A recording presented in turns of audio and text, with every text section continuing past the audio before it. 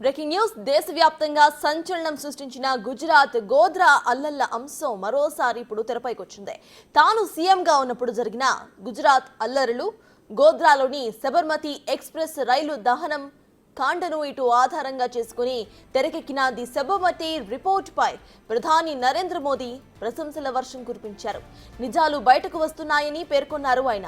కల్పిత కథనాలు పరిమిత కాలమే కొనసాగుతాయని, సామాన్యులకు కూడా అర్థమయ్యే రీతిలో వాస్తవాలు వెలుగులోకి వస్తున్నందుకు సంతోషంగా ఉందని పేర్కొన్నారు. ఈ సినిమాని ఉద్దేశించి ఒక నెటిజన్ ఎక్స్ లో పెట్టిన పోస్టుపై ప్రధానమంత్రి నరేంద్ర మోదీ ఈ విధంగా స్పందించారు.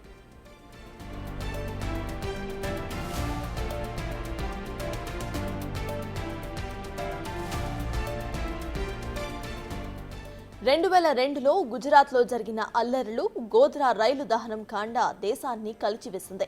ఆ ఏడాది ఫిబ్రవరి 27న పంచ్మహాల్ జిల్లాలోని గోద్రాలో సబర్మతి ఎక్స్ప్రెస్ కు కొందరు దుండగులు నిప్పు పెట్టారు.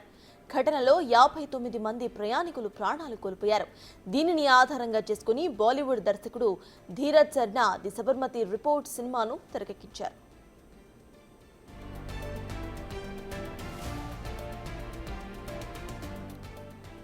విక్రాంత్ మాసే, రాశి ఖన్నా ప్రధాన పాత్రలో నటించారు. రిధి డోగ్రా కీలక పాత్ర పోషించారు. నవంబర్ 15న సినిమా రిలీజ్ అయింది.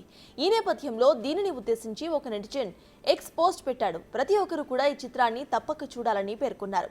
సెన్సిటివ్ టాపిక్ ను డైరెక్టర్ చాలా చక్కగా చూపించారని అన్నారు. ఒక నాయకుడి గొప్పతనానికి భంగం కలిగించే విధంగా కొంతమంది వ్యక్తులు కావాలని దీనిని ఆ రోజుల్లో రాజకీయం చేశారని పేర్కొన్నారు. దీనిపై మోదీ స్పందించారు.